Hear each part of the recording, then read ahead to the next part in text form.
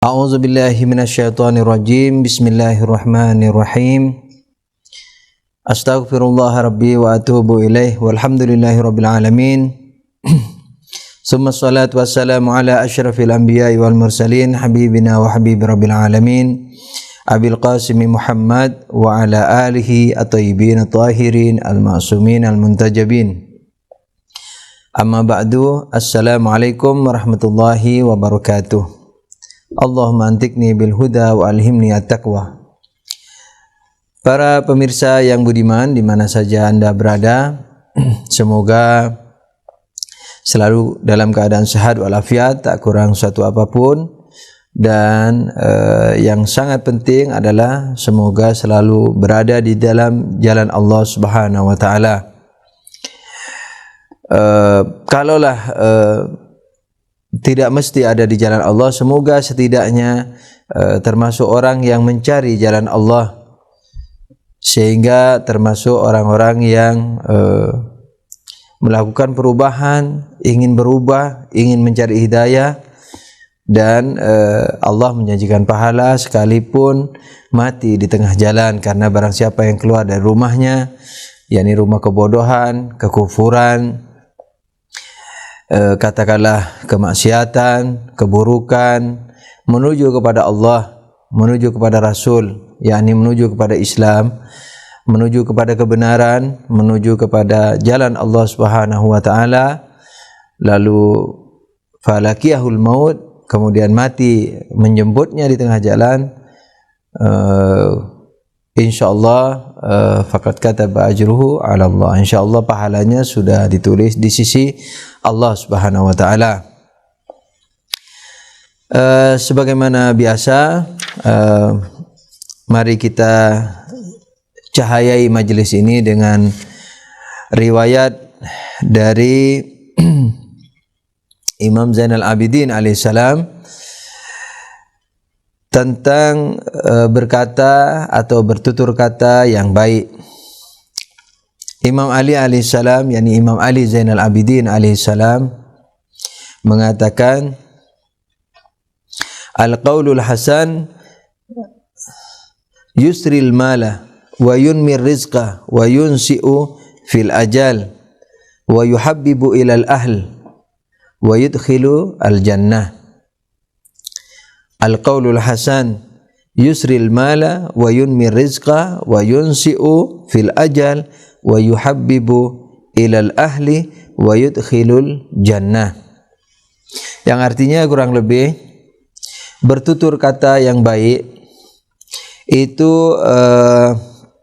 memperbanyak uang, memperlancar rezeki, menunda ajal, wa yuhabbibu ilal ahl, dan membuat kecintaan dalam keluarga, yakni dicintai oleh keluarga, mempererat persaudaraan dalam keluarga, kecintaan dalam keluarga. Dan yang terakhir, wa yudkhilu al jannah, yakni memasukkan orang ke dalam surga. Al-qaulul hasan barangkali bisa kita raba sebagaimana biasa. Saya sering mengatakan bahwa memahami ayat dan riwayat sangatlah susah. Kalau di pesantrenan istilahnya di hauzah, itu mungkin perlu belajar sampai 30 tahunan, atau bahkan sampai 40 tahun sampai seseorang menjadi mujtahid, maka dia layak menafsirkan ayat atau riwayat. Akan tapi kita yang istilahnya belum mujtahid mutlak, atau barangkali ada yang istilahnya di bawahnya lagi, maka tidak memiliki hak yang sebenarnya untuk menafsirkan Al-Quran dan riwayat. Akan tapi sebagai wawasan, asalkan tidak dipastikan dan tidak menyimpulkan sebuah kesimpulan fikih, dan sebagai wawasan, maka kita boleh meraba makna daripada apa yang terkandung dalam ayat dan riwayat. Sebagai mawas diri, kalau dalam istilah fikih mengambil jalan ahwatnya, sekali jalan hati-hatinya, gambaran yang lebih hati-hati walaupun tidak dibarengi dengan pengharaman, kewajiban dan sebagainya. Yang dimaksud oleh riwayat ini adalah sudah tentu imam sendiri yang sangat mengerti karena beliau yang mengatakannya. Kemudian para ulama mencoba untuk menafsirkan. Kalau boleh kita meraba dari riwayat ini adalah ada beberapa hal yang harus kita perhatikan. Dengan izin Allah, semoga Allah menjaga kita dari kesalahan sekalipun dalam rabaan atau wawasan daripada sebuah riwayat atau ayat. Al-qaulul hasan, yakni berkata-kata yang baik. Nah, itu mungkin di sini ada dua unsur, al-qaul sama al-hasan. Kata-kata yang baik. Jadi kata-kata yang baik, kata-kata dan baik. Kata-kata yakni secara makna awalnya adalah ucapan seseorang. Nah, ucapan ini bisa juga bermakna bisa diperluas kepada makna isyarah. Jadi kalau kita tahu ada bahasa untuk orang bisu, bahasa isyarat, itu juga al-qaul bisa dimasukkan ke dalam al-qaul. Kemudian al-qaul ini juga bisa diartikan dalam perbuatan. Jadi action, bukan hanya kata-kata. Apa yang menjadi inti al-qaul? Qaul secara umum adalah mengungkapkan isi hati dengan kata-kata. Itu pada dasar maknanya. Dan hal ini bisa diperluas kepada pengungkapan suatu maksud. Jadi pertamanya adalah mengungkapkan isi hati dengan kata-kata, kemudian diluaskan dengan mengungkapkan maksud. Nah, mengungkapkan maksud di sini sudah diperluas. Yani tidak mesti pakai kata-kata. Bisa pakai isyarat.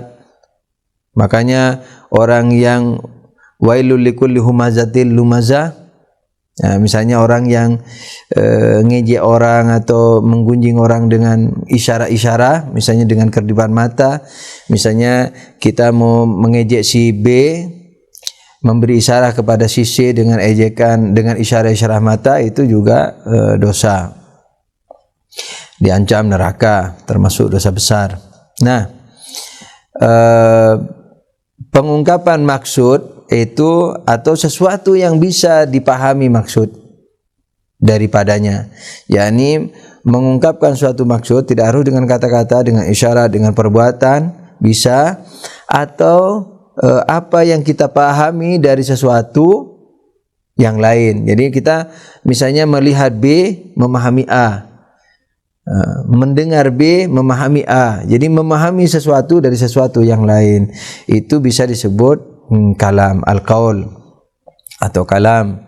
Maka itu alam ini, alam semesta, termasuk kalamullah. Kenapa? Karena ketika kita lihat alam ini, kita mengerti yang lain, yakni siapa? Misalnya mengerti ada pencipta, ada Allah penciptanya, maha agung penciptanya, maha kasih penciptanya, maha bijaksana penciptanya, maha berilmu penciptanya, dan seterusnya. Nah, oleh karena itu alam semesta juga disebut kalamullah. Ala kulli hal, anyway, kita kembali kepada masalah kita. Nah, al-qaul ini bisa bermakna tidak mesti memakai ucapan. Sedangkan al-hasan, karena ini waktunya pendek, al-hasan adalah, jadi saya percepat penjelasannya, al-hasan adalah yang baik. Nah, yang baik ini bisa dikembalikan ke uruf, tutur kata yang baik. Kalau dikembalikan ke uruf, maka di sini memiliki ukuran yang banyak, tidak mesti satu ukuran. Kalau dia berurusan dengan yang tidak bersifat substansial, yang tidak bersifat inti daripada kata-kata, yakni baik yang dilihat dari cara bicaranya. Kalau baik yang dilihat dari cara bicaranya, maka kembali kepada budaya masing-masing. Ya, ini misalnya kalau di Indonesia memberi atau mengambil dengan tangan kiri tidak bagus, misalnya kalau di tempat lain tidak masalah, atau berkata dengan suatu kata tertentu misalnya di Indonesia tidak bagus, di tempat lain tidak masalah misalnya. Nah, ini ukuran, jangan sampai ukuran hasan kalau tidak berhubungan dengan esensi atau substansi kata-katanya, yakni yang berhubungan dengan aksidentalnya, cara-caranya misalnya kita harus bijaksana, dikembalikan kepada budaya masing-masing. Jadi kalau kita bicara kepada orang Madura, misalnya istilahnya kita jangan cepat tersinggung karena dia terbuka umpamanya. Begitu juga yang halus seperti misalnya suku Sunda umpamanya, suku Jawa yang lebih halus misalnya. Nah, itu misalnya si orang Maduranya tidak boleh misalnya mengejek dengan ini melempem atau pelintar-pelintut, tidak boleh seperti itu. Jadi hasan harus dikembalikan kepada masing-masing orangnya. Jadi kita harus bijaksana. Nah, kalau bisa kalau kita mau jadi orang bijak yang tidak punya problem sama sekali, dan ini susah karena sering tanpa kesadaran kita, yakni kita berbicara dengan lisan kaumnya. Rasulullah pernah mengatakan, nahnu ma'asyiral anbiya nukallimun nas ala qadri uqulihim. Kita para nabi berbicara dengan umat sesuai dengan kadar mereka. Walaupun di sini yang dimaksudkan adalah kadar akal, tapi kalau kita boleh memperluasnya, misalnya kadar budayanya, yakni istilahnya kadar sopan santunnya. Jadi kalau bisa kita dalam bertutur kata menyesuaikan diri dengan yang kita ajak bicara. Nah, kemudian yang berurusan dengan substansialnya adalah hasan, yakni yang benar. Jangan sampai berkata-kata yang jelek. Nah, jadi artinya yang salah, yang batil, kata-kata harus selalu benar, argumentatif. Nah, caranya sesuai dengan budaya masing-masing. Santunnya, kemudian kebaikannya, ukurannya sesuai dengan budaya masing-masing. Tapi kalau substansialnya itu harus sesuai dengan kenyataannya, tidak diukur dengan budaya. Oleh karena itu kadang-kadang para pemikir kita di sini mengalami confuse, yakni campur aduk atau kekeliruan, sehingga karena dia misalnya mempelajari psikologi masyarakat misalnya, dia tidak bisa memilah-milah antara substansial daripada suatu kata-kata dan cara-caranya atau aksidentalnya. Nah, di sini harus bijak, kata-kata harus tetap kalau dilihat dari substansialnya harus benar, mutlak, yakni setidaknya argumentatif, kemudian tegas, tapi penyampaiannya santun. Kemudian itu al-qaulul haq. Nah, seperti ini nih, qaulul haq yang seperti ini, yang substansialnya benar. Kemudian caranya santun, hasan, senang disenangi oleh orang, tapi kesenangannya bukan karena menutupi kesalahannya atau pembolehan terhadap kesalahannya. Senang sekalipun tegas, yakni seperti itu. Maka kalau kita lakukan seperti itu, baik dalam kata-kata lafziyah yang berupa kata-kata lafaz atau ucapan, atau isyarah, atau action, atau perbuatan sehari-hari, yang seperti ini kalau kita lakukan, yusril mal, yakni memperbanyak harta, wa yunmi ar-rizq, yakni juga memperlancar rezeki, wa yunsi'u fil ajal, dan menunda umur, wa yuhabbibu ilal ahl, membuat cinta kasih dalam keluarga. Nah, salah satu dari problema masyarakat kita adalah katakanlah perkelahian dalam keluarga, penceraian. Nah, ini bisa dihindari dengan al-qaulul hasan ini. Oleh karena itu masing-masing unsur dalam keluarga, suami, istri, anak dan seterusnya harus mencari substansial kebenaran, bersemangat mencari substansial kebenaran dan berlomba-lomba menyampaikan dengan cara yang baik. Nah ini yuhabbibu ilal ahl, jadi memperkuat tali kasih sayang dalam keluarga. Dan yang terakhir wa yudkhilu al-jannah. Wa yudkhilu al-jannah, yang memasukkan orang ke dalam surga.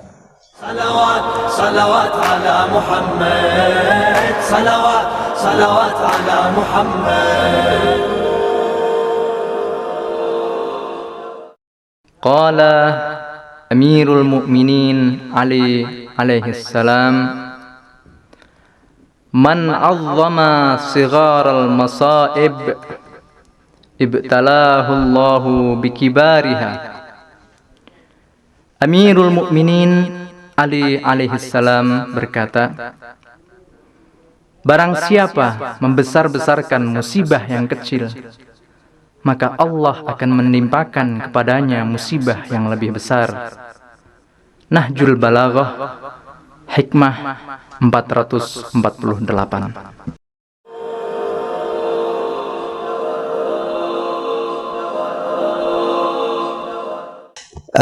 Satu poin lain yang ingin saya sampaikan, ketika Imam Zainal Abidin mengatakan yusril mal wa yunmir rizq wa yunsi'u fil ajal, memperluas misalnya memperlancar rezeki, memperluas harta dan menunda umur. Nah, di sini ada isyarat. Di sini ada isyarat bahwasanya sebagaimana mungkin pernah saya ucapkan di pengajian ini atau di tempat lain, bahwasanya umur, rezeki dan jodoh itu ditentukan oleh kita sendiri. Memang Allah tahu terhadap pilihan kita, tapi Allah tidak menentukan siapa jodoh kita, berapa rezeki kita, dengan cara apa kita mendapatkan rezeki kita. Atau Allah juga tidak menentukan berapa umur kita dan dengan cara apa kita mati. Sebab kalau tiga hal ini ditentukan Allah, sebagaimana yang dikatakan oleh Jabariyah, bahwa semua sudah ditulis oleh Allah Subhanahu wa taala dan sudah ditentukan, kita hanya melakukannya di sini, maka tidak ada yang berhak masuk surga dan tidak ada yang berhak masuk neraka. Kenapa? Karena maksiat dan tidak maksiatnya sudah ditentukan oleh Allah. Jadi kalau dia baik, maka Allah yang berhak masuk surga. Misalnya kalau naudzubillah, kalau jelek, maka ya misalnya yang menentukan masuk neraka, umpamanya naudzubillah. Jadi ini hanya sekedar perimbangan. Jadi manusia kalau ditentukan oleh Allah Subhanahu wa taala takdirnya, maka tidak layak masuk surga yang baik, dan yang jahat juga tidak layak masuk neraka. Yang kedua, tidak ada gunanya syariat.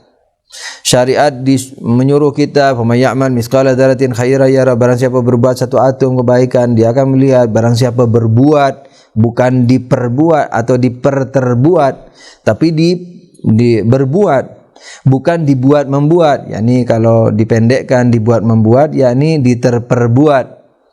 Jadi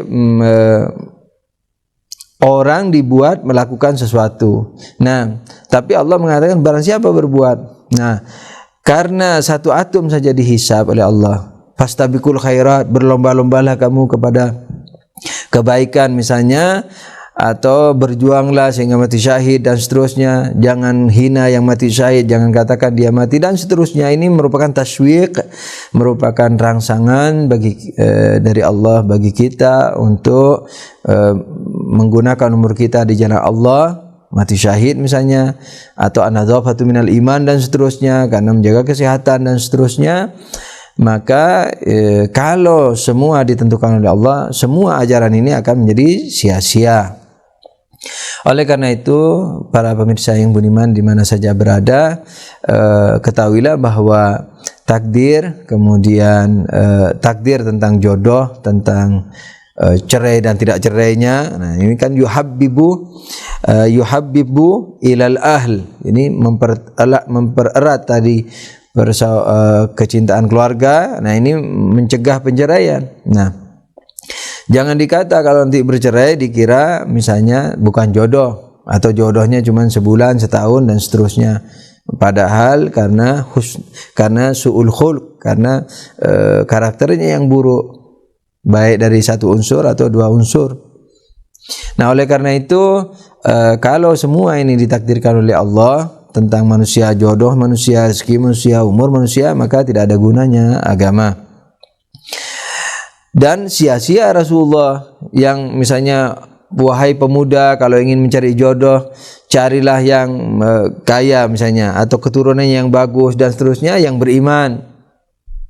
Nah, yang beriman ini adalah yang paling inti dalam mencari pilihan misalnya toh. Nah, tidak ada gunanya Rasulullah bicara begitu. Mestinya Rasulullah naik mimbar mengatakan, wahai para pemuda, kalau kalian mencari jodoh, berdoalah kepada Allah untuk apa? Supaya Allah mengirim jodoh kamu itu. Nah, kalau audien juga mengerti akan angkat tangan, dalam arti bertanya kepada Rasulullah, ya Rasulullah, saya bertanya, kenapa? Dia akan mengatakan, mengapa juga saya meminta kepada Allah supaya jodoh saya didatangkan? Kenapa? Karena kalau juga bukan hari yang ditentukan Allah, juga tidak akan datang jodohnya. Jadi kalau semua ditentukan Allah, sak jodohnya, sak harinya, jadi percuma dicari, percuma juga diminta dengan doa. Dan insyaallah pada pelajaran yang menyangkut hal ini mungkin kita akan lebih rinci. Oleh karena itu, para pemirsa yang budiman di mana saja Anda berada, kembali kepada riwayat kita, berkata-kata yang baik, dan kita sudah tahu insyaallah gambarannya, rabaannya terhadap al-qaulul hasan ini, itu melancarkan rezeki, memperbanyak harta dan menunda ajal. Nah, ajal lalu kenapa ajal ditunda? Apa itu ajal? Nah, dalam Ahlul Bait yang saya mengerti, ajal adalah sebab kematian, bukan hari kematian yang ditentukan Allah Subhanahu wa taala. Ajal yakni sebab kematian, batas daripada umur seseorang yang dibatasi oleh sebab. Nauzubillah, misalnya dicekik dalam sekian menit, walhasil sesuai dengan kriteria yang ada, sekian menit orang yang mesti mati misalnya, itu ajal namanya. Jadi kalau datang ajal, yakni sebab kematian, maka tidak bisa ditunda atau tidak bisa dimajukan. Nah, ini al-qaulul hasan. Al-qaulul hasan, berkata yang baik, yang kita sudah tahu maknanya insyaallah. Rabaannya setidaknya melancarkan rezeki, memperbanyak harta dan menunda kematian, dan mempererat tali percintaan dalam keluarga dan memasukkan seseorang ke dalam surga. Untuk kajian kita strukturalisasi akhlak, para pemirsa yang beriman, kita kemarin telah tahu bahwa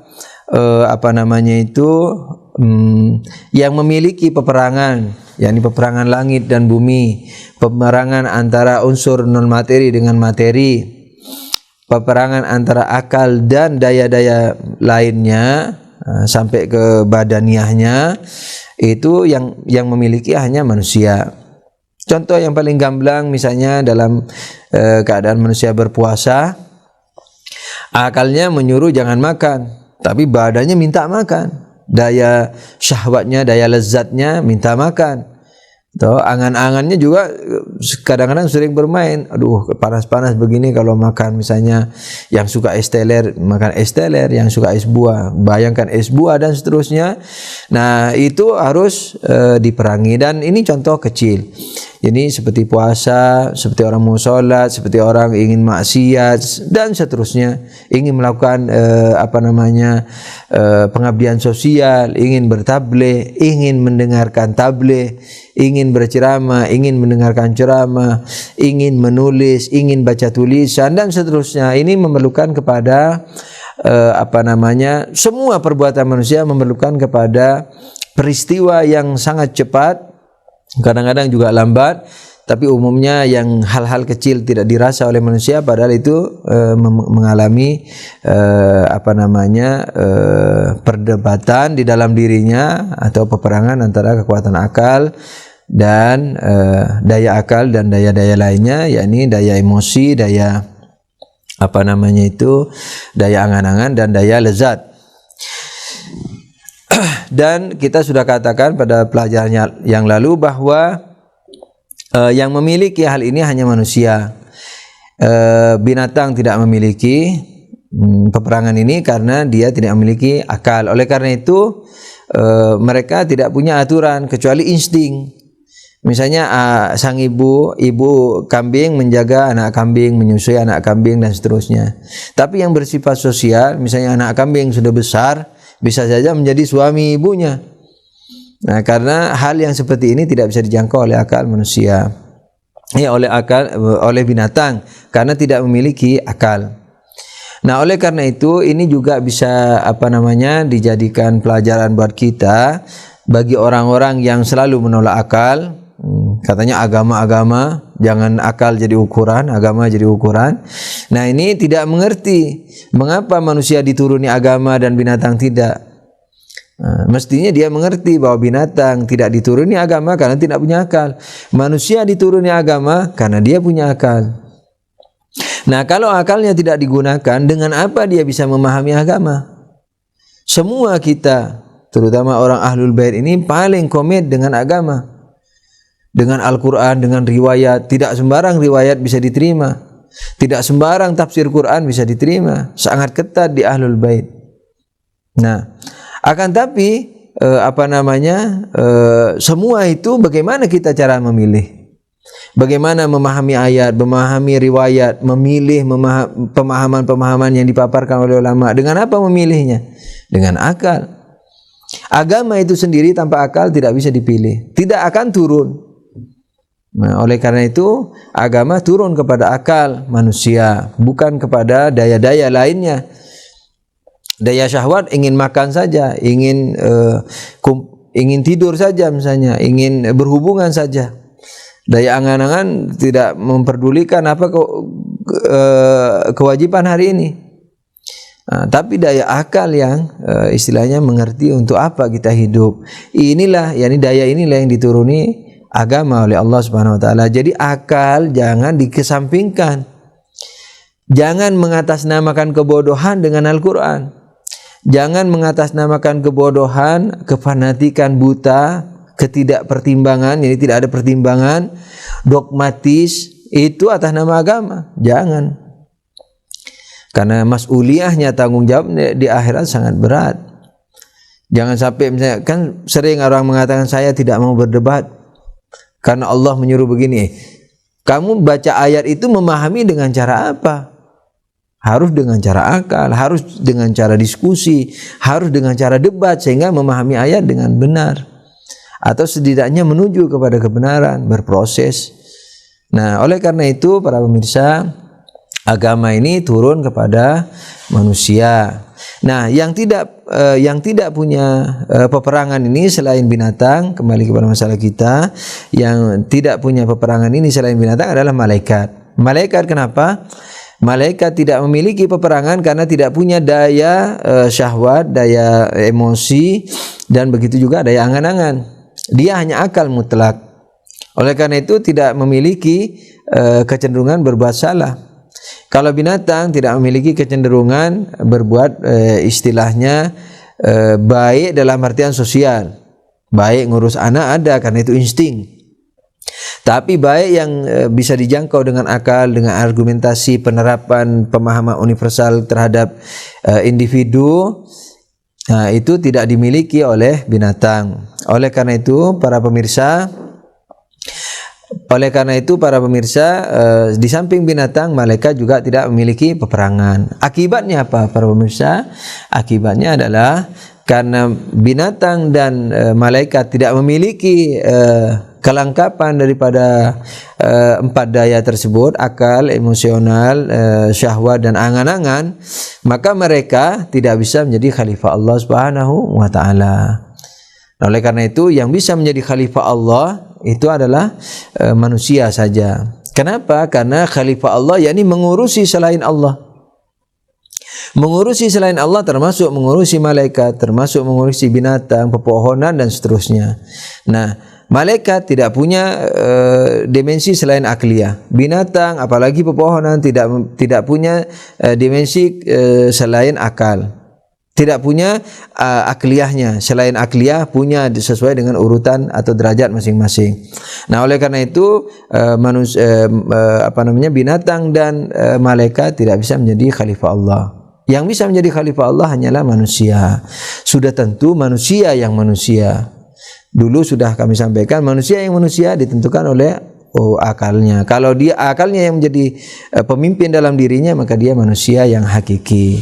Semoga kita bisa menjadi manusia, setidaknya mengarah kepada manusia, dan setidaknya pula menjadi orang yang menerima kepemimpinan manusia. Amin ya rabbal alamin. Allahumma shalli ala Muhammadin wa alihi tahirin. Wabillahi taufiq wal hidayah. Wassalamualaikum warahmatullahi wabarakatuh.